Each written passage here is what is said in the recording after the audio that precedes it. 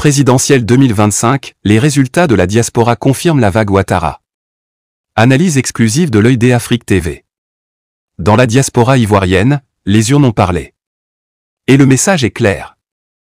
De Johannesburg à Madrid, d'Eowendo à Pretoria, un seul nom domine les bulletins, Alassane Ouattara.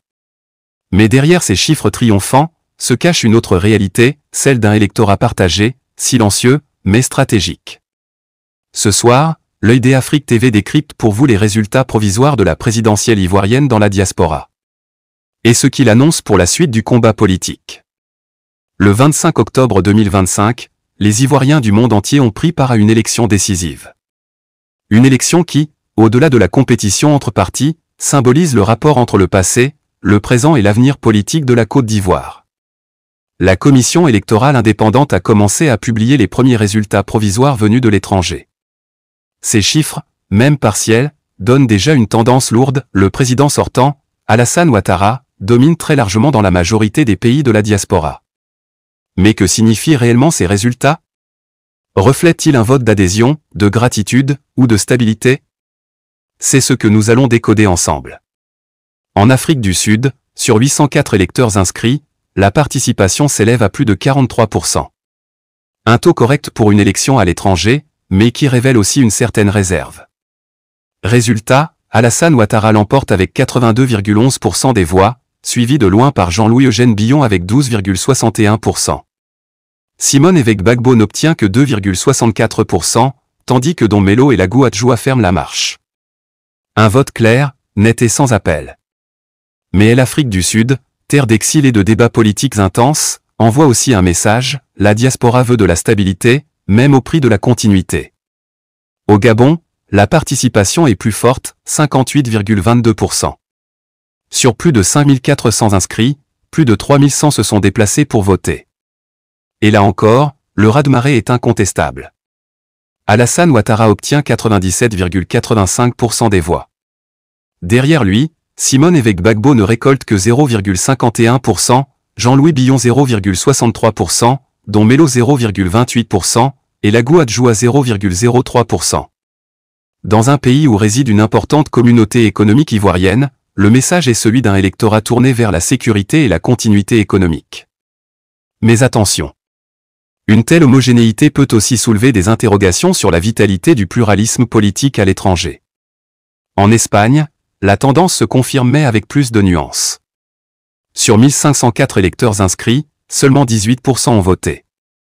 Ici, Ouattara obtient 90,77% des suffrages, mais on note une légère remontée de Don Melo, qui atteint 3,85%, tandis que Simone Évêque Gbagbo suit avec 2,31%. Cette participation plus faible peut s'expliquer par un désintérêt politique ou par une complexité logistique. Mais elle révèle aussi une chose, l'électorat européen de la diaspora ivoirienne est moins mobilisé, peut-être plus critique, et en attente d'une véritable alternative. Ces résultats, à première vue, semblent confirmer une avance écrasante d'Alassane Ouattara. Mais au-delà des chiffres, plusieurs leçons se dégagent. D'abord, la diaspora ne vote pas seulement pour un programme, elle vote pour une image, celle d'un pays stable, d'une économie résiliente, et d'un leadership expérimenté. Ensuite, le vote de la diaspora n'est pas toujours le reflet exact du vote national. Beaucoup des Ivoiriens de l'étranger évoluent dans des environnements économiques plus stables, où la question du pain quotidien n'est pas la priorité. Leur regard est souvent tourné vers la crédibilité internationale du pays. Ainsi, Ouattara séduit davantage cet électorat extérieur, tandis que les candidats de l'opposition semblent mieux compris à l'intérieur du pays, là où les réalités sociales sont plus dures. Enfin, ces résultats montrent une chose fondamentale, le pouvoir du symbole. Dans une élection présidentielle, les premiers chiffres, même partiels, influencent les esprits. Une dynamique se crée, et elle peut peser lourdement sur le moral des camps en présence. Mais attention, tout n'est pas si simple. Derrière ces chiffres triomphants, des questions demeurent. Pourquoi certaines zones enregistrent-elles des participations très faibles? Pourquoi l'opposition peine-t-elle à mobiliser à l'étranger? Ce contraste entre les grandes métropoles africaines et européennes montre que le lien politique entre l'État et sa diaspora est encore fragile. Beaucoup d'électeurs se sentent éloignés des enjeux nationaux, ou doutent de la portée réelle de leur vote. Et pourtant, chaque bulletin compte. Car dans une démocratie, même symbolique, la voix de la diaspora reflète l'image du pays au monde. Si ces tendances se confirment dans d'autres pays, Alassane Ouattara semble bien parti pour conserver une avance confortable. Mais attention, le vote de la diaspora, aussi éloquent soit-il, ne représente qu'une fraction du corps électoral. À l'intérieur du pays, les dynamiques sont différentes. Certains bastions de l'opposition restent solides, et la bataille des urnes ne fait que commencer.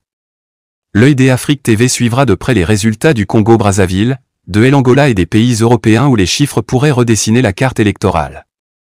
Ce n'est pas encore la victoire finale, mais déjà, les signaux sont forts. La diaspora ivoirienne vient d'envoyer un message, la stabilité reste leur priorité. Mais chaque élection a sa vérité, et celle-ci ne sera totale qu'une fois les résultats nationaux proclamés. Dans cette attente, l'œil des Afrique TV reste votre regard indépendant, votre source d'analyse et d'engagement. Abonnez-vous, partagez cette vidéo, et dites-nous en commentaire. Pensez-vous que ces résultats de la diaspora annoncent une victoire inévitable pour Ouattara, ou une illusion d'optique politique? Le débat est ouvert.